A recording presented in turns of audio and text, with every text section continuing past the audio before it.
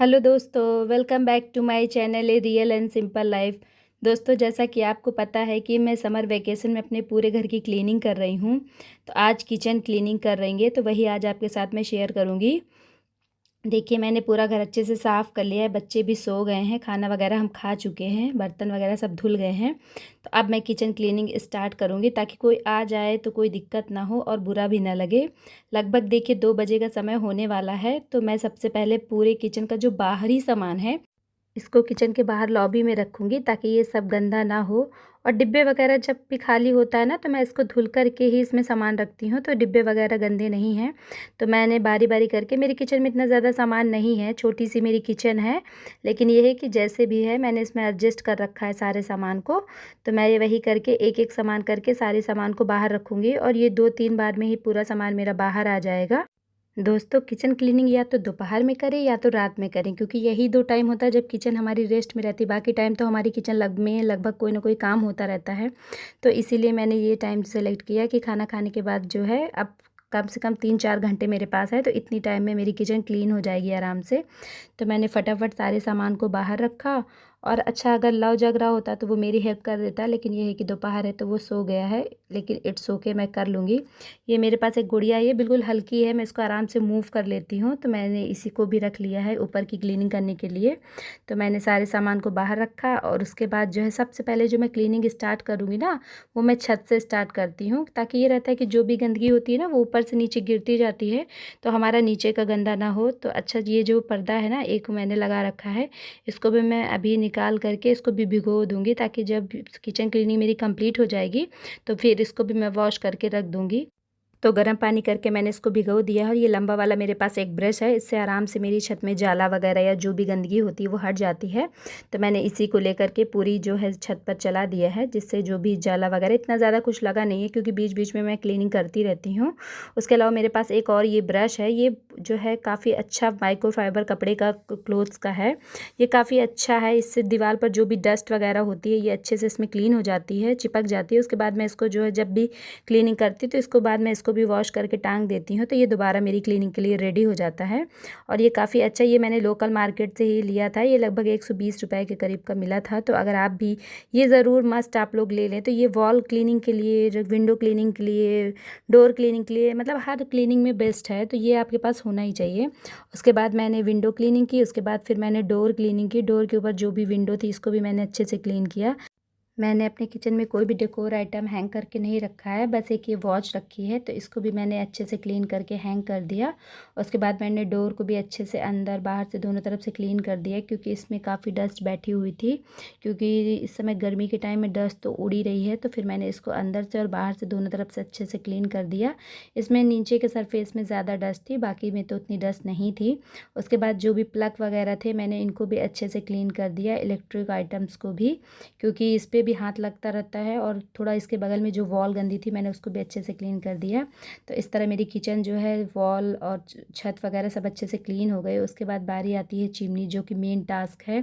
सबसे ज़्यादा जो गंदी किचन में है ना, वो चिमनी ही है, क्योंकि एक तरह से यही हमारी जो है किचन की ही रक्षा कवच है। तो ये ही पूरे किचन को गंदा होने से बचाती है, लेकिन खुद बेचारी इतनी गंदी हो जाती है। तो अच्छा, मैं इसको डेली डेली कर भी नहीं पाती हूँ, तो ये थोड़ी सी ऊपर साइड भी काफ़ी इसमें चिक्कट सी हो गई थी। तो मैंने इसमें जो विम बार है, उसी को मैंने अच्छे से इसमें लगा दिया, और जब रगड़ने के बाद फिर मैंने इसको गीला करके एक सूती कपड़े से अच्छे से पोंछ दिया, तो ये अच्छे से क्लीन हो गई थी। तो फिर मैंने पहले इसको ऊपर से अच्छे से साफ़ किया, ऊपर से साफ़ करने के बाद फिर मैंने इसको नीचे से साफ़ किया। और इसके अगल बगल जो ये लकड़ी सी लगी है ना, इसमें भी काफ़ी चिक्कट हो गई थी, तो मैंने इसको भी साफ़ कर दिया। चिमनी को नीचे से क्लीन करने से पहले मैंने इसको स्क्रू जो है खोल करके, इस चिमनी के नीचे वाले पार्ट को, जिसमें सबसे ज़्यादा ऑयल जाता है, तो इसको मैंने बाहर कर लिया। इसको मैं गर्म पानी में भिगोऊंगी। तो उसके बाद फिर इसको मैंने अच्छे से, इसमें भी विम बार जो है अच्छे से लगा दिया। अच्छा, ये विम बार ही इसके लिए मुझे लगता है बेस्ट रहता है। कोई भी क्लीनर वगैरह से ये उतनी जल्दी नहीं साफ़ होती, लेकिन विम बार में ये रहता है कि गीला और इसका स्कॉच बार से अच्छे से रगड़ दो, तो इसमें जो भी चिकनाई वगैरह होती है वो हट जाती है। अगर ज़्यादा गंदी हो, एक बार में क्लीन ना हो, तो आप 2 बार लगा सकते हैं, लेकिन ये है कि 2 बार में ये अच्छे से क्लीन हो जाएगी।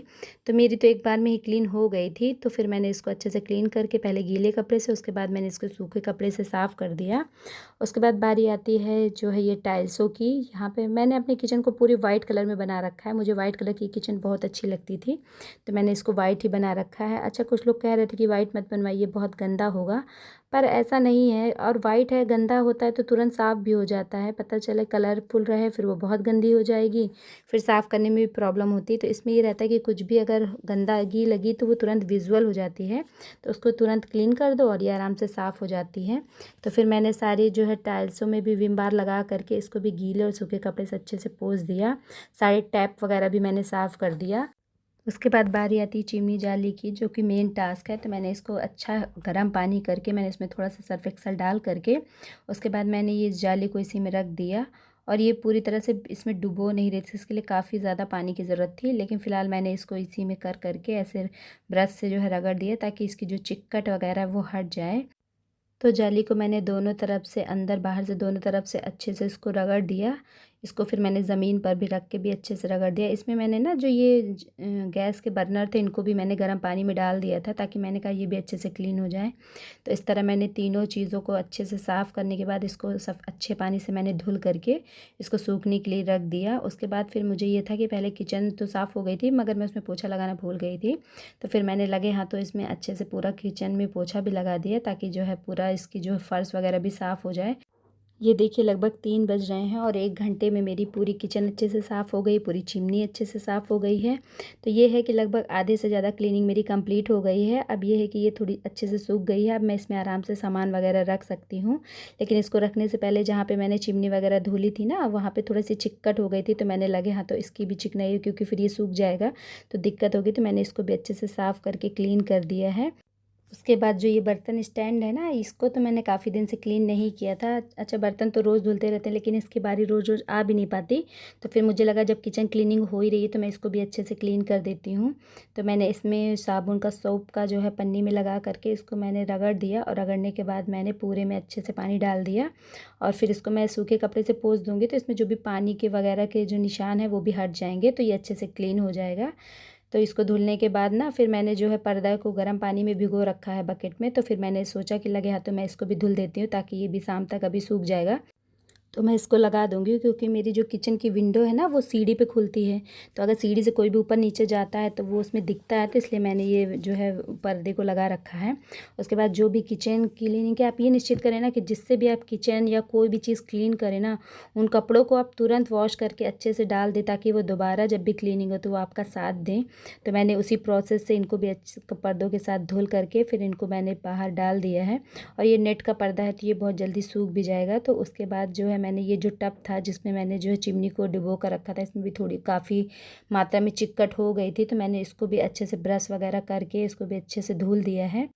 तो यहाँ से क्लीनिंग का एक पार्ट लगभग ख़त्म होता है, क्योंकि सारी चीज़ें क्लीनिंग हो गई है, किचन अच्छे से क्लीन हो गई है।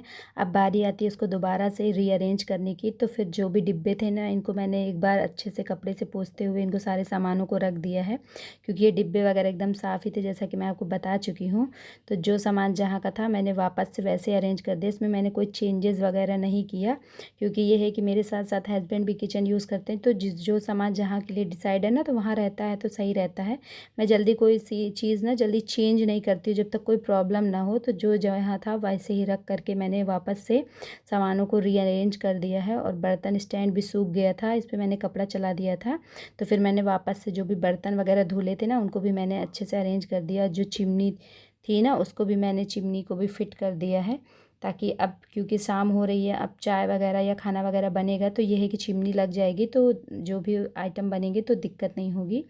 तो इतना करते हुए मुझे लगभग सब 4 बजे का टाइम हो रहा था। अब मेरा इवनिंग टू नाइट रूटीन जैसे होता है वैसे ही हुआ। उसके बाद अब मैं आपसे मिलूँगी रात में। और ये देखिए बच्चे और हस्बैंड खाना खा के सोने चले गए हैं।